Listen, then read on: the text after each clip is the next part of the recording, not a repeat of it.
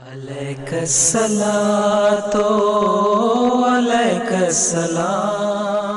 सुप्रसिद्ध ब्रिटिश लेखक आनी बेसांत निज अविस्मरणीय पुस्तक the life and teachings of Mohammed रे लिखिछंती एपरि जणे व्यक्ति पाई जी आरबर से महान नबी को जीवन और कार्यकलाप को ध्यान करिथिबो ओ जे जानिथिबो जे से केउपरि शिक्षा देइथिले तथा से निज जीवन किपरि भाबे कटाइथिले ताहेले यह तांको पक्षे एक बार असंभव होई पड़िबो जे से एही ईश्वर प्रेरित नबी को मर्यादा देब नाही।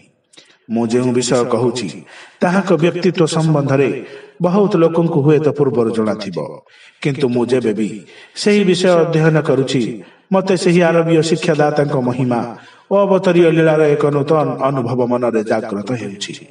तांको प्रति भक्ति श्रद्धा और प्रशंसा रे मु अभिभूत होई उठुची। अलैकस्सलातो अलैकस्सलाम अलैकस्सलाम।